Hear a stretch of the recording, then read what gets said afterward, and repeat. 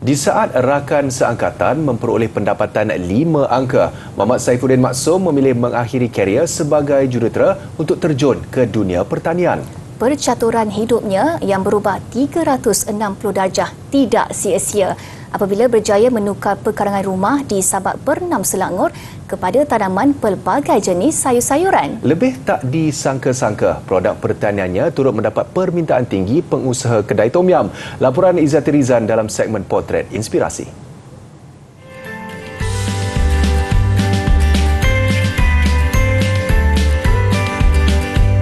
Kebanyakan pemilik kediaman memilih menghiasi rumah mereka dengan pokok hiasan. Namun tidak bagi Muhammad Safiuddin, 34 tahun, yang memilih tanaman sayuran sebagai dekorasi keliling rumah. Mula menanam sayuran sejak 3 tahun lalu, anak kelahiran Selangor ini mengakui dia langsung tidak mempunyai latar belakang dalam bidang pertanian. Namun berbekalkan keazaman dan ilmu yang hanya dipelajari menerusi YouTube, dia berjaya membuktikan seorang jurutera juga boleh bercucuk tanam. Muhammad Safiuddin berkata dia bermula secara kecil-kecilan dengan tanaman kailan. Dek kerana sambutan yang menggalakkan, kemudian mengurak langkah menanam pelbagai jenis sayur-sayuran.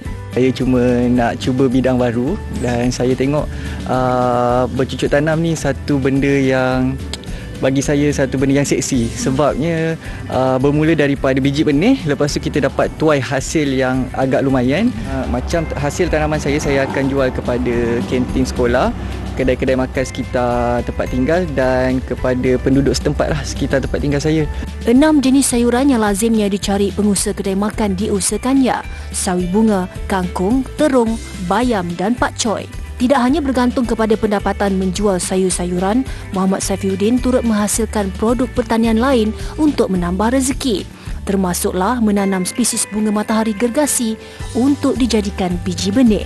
Kalau kita nak berharapkan sangat pada tanaman, hasil tanaman kita, kadang-kadang harga tak menentu.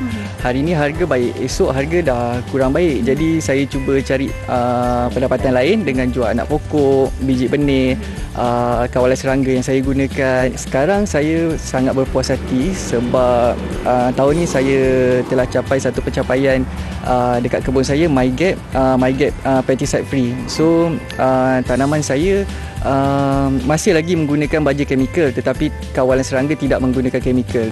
Jelasnya walaupun menghadapi pelbagai dugaan, ia tidak pernah melemahkan semangatnya untuk berbudi kepada tanah yang akhirnya membuahkan hasil lumayan.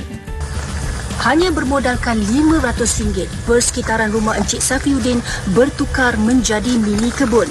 Enggan lagi menoleh ke belakang, beliau berhasrat ingin mengusahakan tanaman sayuran berskala besar. Benarlah kata pepatah, usaha tangga kejayaan. Izzati Rizan melaporkan.